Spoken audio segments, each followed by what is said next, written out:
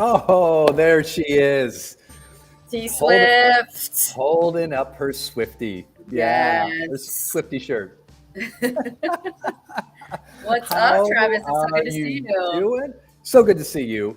Oh man, welcome everyone. Welcome to Limitless Live. It is Wednesday. I'm Travis Thomas. That's Joanna Lohman. We're both performance coaches. We both have soccer backgrounds. Joe, yours is a little bit more esteemed than mine.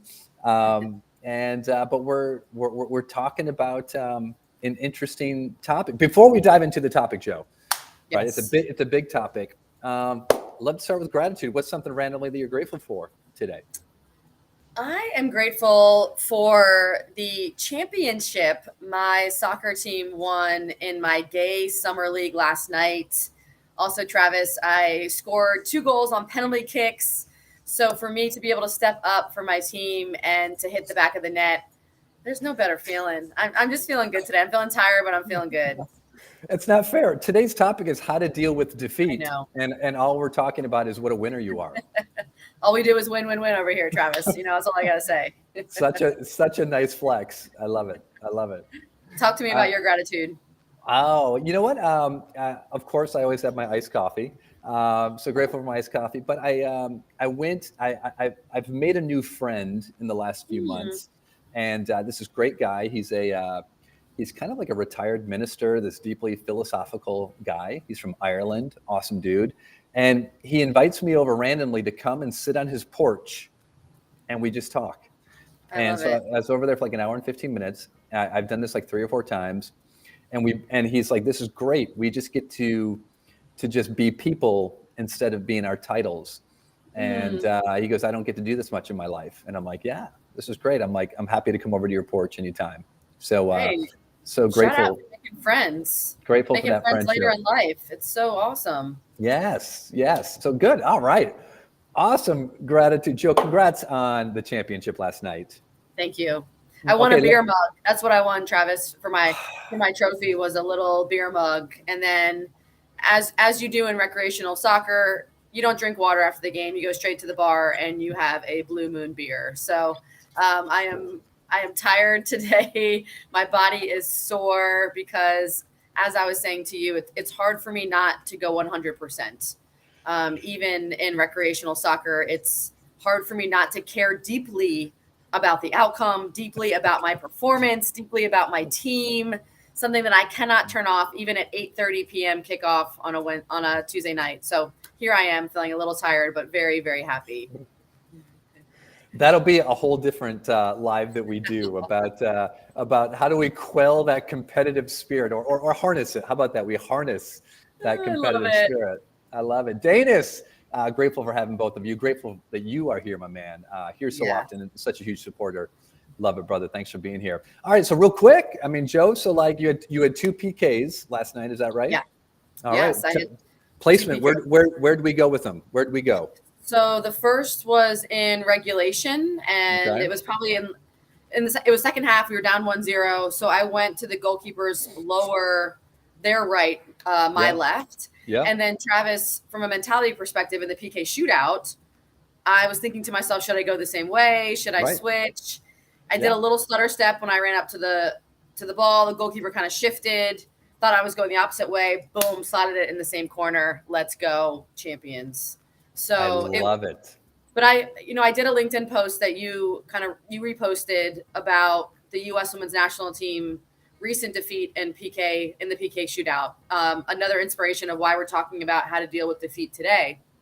And so, as I stepped up to my penalty kick, I was very deliberate in talking to myself versus listening to myself. And Yeah. I was deliberate because of that LinkedIn post, because of their performance, knowing that, all right, talk to myself, take my time, take that deep breath before I run up to the ball. So therefore I'm grounded. I am settled. I'm not allowing my emotions to take this kick. I am taking this kick and it paid off. But clearly it wasn't the setting of a World Cup. So the pressure wasn't as high. But, knowing that the pressure of that moment, Travis, in a World Cup, you've been to a World Cup. What would you say to a player who's taking a penalty kick that's going to decide, the future of the team and if they go through to a quarterfinal? Oh wow! I mean, what I would say, and the ability to execute. Uh, I think that's what separates people from being able to step up in that situation. I think to what you described, even the process you went through last night of talking Yeah. to yourself instead of listening to yourself, and then being really intentional about what you're actually saying to yourself, Yeah. right? So it's you talked about focusing on your breath, thinking through where you wanted to put the ball, Hmm. but everything that you're thinking through is action and behavior, right? Yeah. Focusing on action and behavior instead of getting caught up with the external pressure of the outcome, Yeah. which and we see it all the time. And if you just go back to the women's game, here you had the three players that missed for the national team. Sophia Smith, who you could go, hey, she's a young player, Yeah. okay. Statistically speaking, young players actually tend to do well. All right. So she was a young player. And then you had two of our greatest veterans of all time, right? Hmm. You had probably the greatest penalty kicker we've ever had, Megan Rapinoe. Hmm. And then Kelly O'Hara, who is a great pen kicker. And so it just goes to prove, Joanna, that there is no given when it Right. comes to mental performance. Yeah. It's not something that you're born with, and it's not something that you have no matter what. And I think as much as my heart ached for all of them who missed and for them Yeah. to bow out the way they did, it also just furthers proof that being excellent is really, really difficult, Yeah. right? Being It's excellent is yeah. really, really difficult. And that's a great segue to our conversation today because that was arguably the US played their best game Hmm. against Sweden. And like you just mentioned, even your best effort can sometimes fall short. Life can be cruel. The game of soccer is cruel, and so it's not fair necessarily. Yes, we created more chances. Yes, the Swedish goalkeeper played on her head and made 12 saves. Yeah. And sure, we can throw out all of these stats, but the reality is that 31 teams in this World Cup will have to deal with defeat. There's only one winner. Yep. 31 teams will walk away as losers. And I say that in the most respectful manner, but that is the absolute truth. And so being able to deal with defeat, knowing we only have one winner, whether it's a World Cup, an Olympics, a gold medalist, whether it's the MLS season that you are trying to help FC Dallas reach the championship, you're going to have a lot of losers. And so how do we as mental performance coaches help our players when, not if, when they go through defeat, when they lose, sometimes tragically, I would say, like the United States women's national team just did? What advice would you give to these players? Yeah, I mean, I think that's great. Danis has said in the chat, losing sucks. Yeah, it does. It does suck. It's never right. It's never the goal.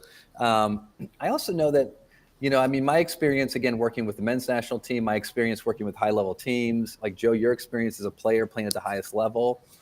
I think once you get inside those environments, everyone I think understands how difficult winning is.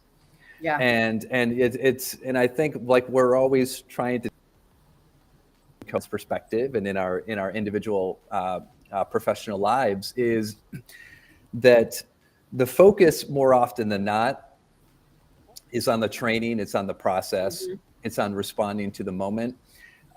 Being able to live with outcomes, I think professional athletes probably do a better job of than maybe kids or younger amateur athletes, Yeah.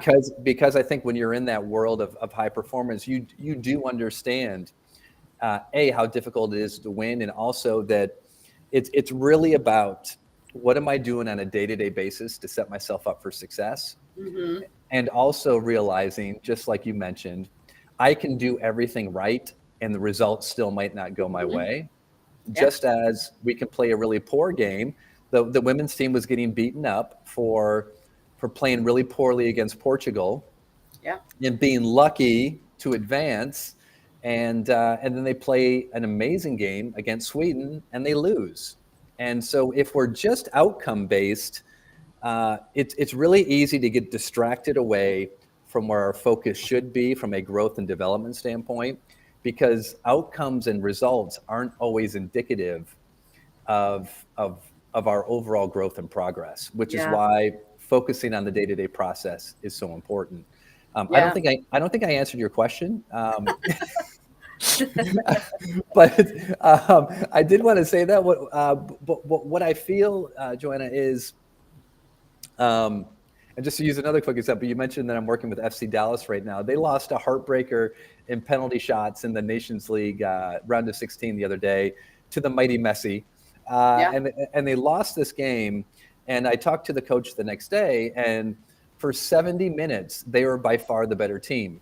Mm-hmm. And in the last 20 minutes, they let the game get away from them. They lost in PKs. So the first thing that he and I focused on the next day after the call was A, he didn't sleep, and B, uh, what I immediately went to, Joe, was there was so much good that happened in the game Yeah. that we need to focus on and build off of.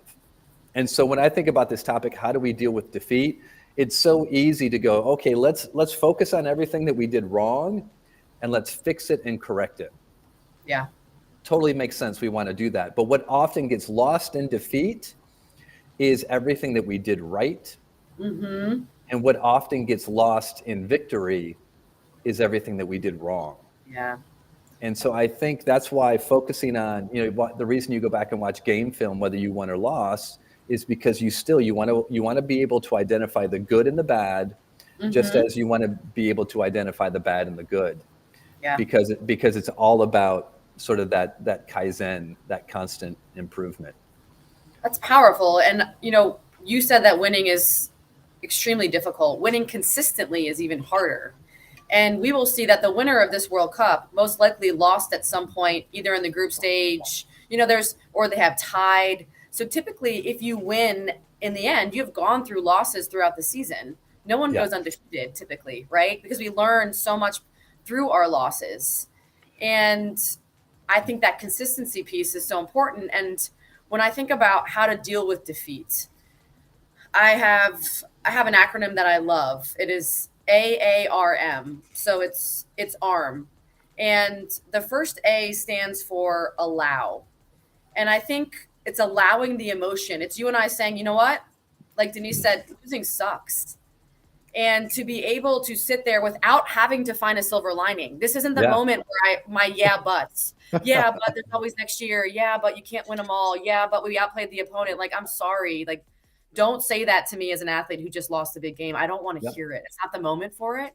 It's the moment for me to be like, you know what? This sucks. I don't Yeah. like losing. I'm upset. I'm devastated. I am heartbroken. And it is okay for me to sit in those feelings for 24 hours or whatever you think is best, because that will allow me to then accept, right? So we have Yeah. the A for allow, the next A is accept, because at some point you have to accept what your reality is. We just lost, our worst showing in a World Cup in our history. We didn't even advance into the quarterfinals. Never before have we lost before a semifinal in a World Cup. So it's having that acceptance piece is really important for us then, which is the R, to reflect. Mm-hmm. Then we can reflect, but we have to have the allowance of the emotion and the acceptance of our reality before we can actually reflect, because our feelings are getting in the way of the reflection if we don't Yeah. go through those first two steps to the process, and then we are able to move forward. Mm. So I think so very often, so it's allow, accept, reflect, move. We want to skip ahead to the move. We want to already look forward when we're still dealing with the heartbreak, when we're still dealing with that devastation. And I think part of it is that, like, the fans of this team, we love this team. And so we want to reassure them, like, we still love you. You're still incredible. But those players in that moment, they just need time to allow for that heartbreak, right? I love that. And I love the allowance and the acceptance together. Danis in the chat is talking about the 24-hour rule, right? Nick Saban, Mhm. right? Giving that 24-hour rule before, whether it's savoring a victory or focusing on a defeat, where you want to allow the feelings, which are totally normal, right? Allow people to have the feelings, allow people to accept the actual outcome of the situation. It's funny, Joe, like I will, when I'm players that I'm working with, when they lose, if I'm not there, I will not text them until the following day. Mm-hmm. Right? Because I don't want to text them and tell them that everything's going to be okay, right? Mm-hmm. Because I want to honor, right? I want to honor what you're talking about. I want to allow them to, yeah, this sucks. And if they had a bad game, yeah, feel it, right? Yeah. Not like, yeah, feel it, but like, yeah, I want, Mm-hmm. to everything you feel. And then the next day I can come back and be like, hey, just want to let you know that I care about you, still supporting you. What can I Yeah. do to help you? What can I do to support you? Right. But giving them that time and giving them that space. The reflect, talk about reflect a little bit. What did reflecting look like for you as a player, Joe? I think reflection are the moments where you can find the silver lining. Reflection is where you can say, okay, well, we played great. I'm proud of this team for X, Y, and Z reasons. The reflection can also be, like you said, Travis, in a loss. What did I do right? What were my effective actions and movements? What were my tasks that actually led to success within the game? And so that allows you, I think, to reflect both in a micro sense and a macro sense. Mm. Because like we talked about, a season long or a World Cup, the journey will be up and down. It's not going to be linear. So every time we reflect, it could be something different. It could be something more holistic and a bigger picture. It could be something more Yeah. micro where it's like, you know what, that run I made, that wasn't effective for my team. So if we translate to a business perspective, we can have micro reflections and macro reflections within our career of like, you know what, I'm proud that I gave that presentation. It wasn't perfect, but I'm proud that I stepped up and I did it and I stepped up for my team. The micro reflection could be like, you know what, looking back, that slide didn't work. You know, like that slide didn't really make sense. It didn't resonate with my audience. So I think it's having that two-pronged approach between micro and macro. It's funny you said slide. I was picturing a slide tackle. I'm like, oh no, she means a presentation slide. That slide didn't work. Uh, I was just listening to a podcast recently by Trevor Reagan. Trevor Reagan's a great guy in the performance space. He was interviewing an associate professor from Italy. Her name is Giada De Stefano, and she's done a ton of research on the power of reflection. Mm, And I love. I'm like, oh, Joanna mentioned reflection, yeah. and they've done all of this great field work as far as like controlled studies where you take a group, give them a task to do, and then they can either, once they're finished, they can either keep practicing that task or they can take, say, 5 minutes to reflect on the task they just did, and then you give them another task. Mm-hmm. And consistently, the groups that take the few minutes to reflect on their performance instead of just continuing to practice and practice and practice and then go, Yeah. they outperform the ones that Wow. just continue to practice or do nothing. So just the power, the power of reflection. And with Limitless Minds, I think we're helping people and helping leaders all the time. We talk about setting intentions, right? And then reflecting on those intentions. Here's what I'm trying to do in this Mhm. meeting. Here's what I'm trying to do today with this client. And then instead of moving on to the next thing, do we build that reflection time? And I think in that reflection time, Joe, is the space for Mhm. allowance and acceptance Mhm.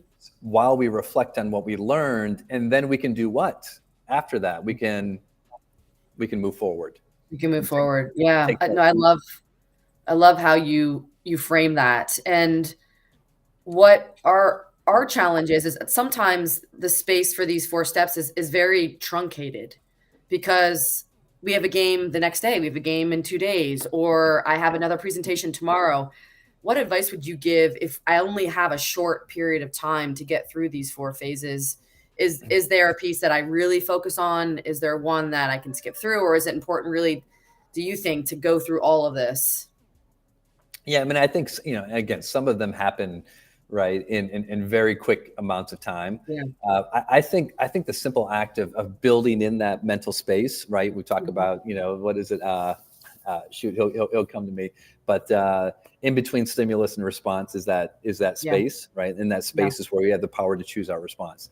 Um, and I think by us being disciplined and intentional about giving ourselves that space, whether it's 5 seconds, 30 seconds, 60 Yeah. seconds between tasks, we're giving ourselves that opportunity really to process the learning, to process the experience. Thank you, Dr. Julia West. I Yeah, knew she would I'm come. all over it. Dr. AAR, Victor action. Frankl, Man's Search for Meaning. There it is. Yeah. And that's it. And so we because again, if we go back to neutral thinking, there is no next right step coming from a standpoint of clarity, unless we've built in that reflection space to get neutral. Yeah. Yeah. And so I think it's just so, and then because if we don't, we get caught in a loop where we're making the same mistakes over and over. Absolutely. Because we haven't taken the opportunity to actually learn, and so that we can move forward instead of being stuck. That's moving from an unconscious incompetence to a conscious incompetence, right? Where we understand in that reflection the ways that we need to adapt and change to improve our performance, which at the end of the day, like, we all want to be better tomorrow than we are today. So that reflection piece is so important for that improvement, that personal improvement. Yeah. And I love what DJ says, reflection plus acceptance equals performance. And there will be defeats that feel heavier than other defeats, right? There will be losses in our career, in our lives, that just feel overwhelming. And that's my assumption for the women's national team right now, is that this loss, it's difficult to process because it's shocking to a certain extent. So that reflection piece, that allowance and acceptance, may be a little bit longer, because you just need time. You need time to process, to then figure out, how do I want to move forward? Do I want to retire? Am I going to stay in the game? Like, these are life altering decisions that these players are making in this moment, when all the fans are like, well, there's always next year. We got the Olympics. And everyone's like, just wait, like, allow us to have this time. Yeah. Yeah. There's one thing I wanted to point out, and I know that we're going quick, and I think we could spend a whole session on this. And Julia brought it up earlier in the chat. She says, keep your identity and worth separate from outcomes. And she says it's simple, but not easy. Yes. So what she is saying there, Joe, is huge. And I think this is something that has taken me years to understand, even if I'm not able to demonstrate it, is this idea of who I am is actually separate from what I do. Yeah. Right. My profession is art. It's an expression of who I am, but it's not who I am. My outcomes don't define me. Right. I'm a coach. All right. Coaching is something I do, but it is not my identity. Being a parent is something I do, but it's not my identity. How do you, for yourself, Joe, create that mental or emotional space for yourself, so that there is a level of disconnect between, I can put my heart wholeheartedly into what I do, and also knowing that the outcomes or the results don't define essentially who I am? One of the greatest athletes in the world right now, Travis, is demonstrating this. Alex Morgan, some of her comments after the game were, my life doesn't revolve around soccer. She said, I am a mother, I'm an entrepreneur, I'm a businesswoman. And she was really setting the stage for, I'm not defined by this outcome, right? Which, like you said, and Dr. J said in the chat, that it's so important to separate our worth and our identity from the outcome of a single event. And I think for me personally, it's investing, engaging in a well-balanced life. There's other aspects of my identity that bring me so much joy, right? So regardless of the outcome for me last night and my championship game, I'm coming home to my wife, to my daughter, to my dog. I am grateful for my health at 41, being able to play in a championship game. I am grateful for my community. It's a gay soccer league. So this encompasses so much more than a ball at my feet, or when a ball crosses over the line in a goal. So I think it's that engagement, and it's that constant reminder of, like, I am so much more than this.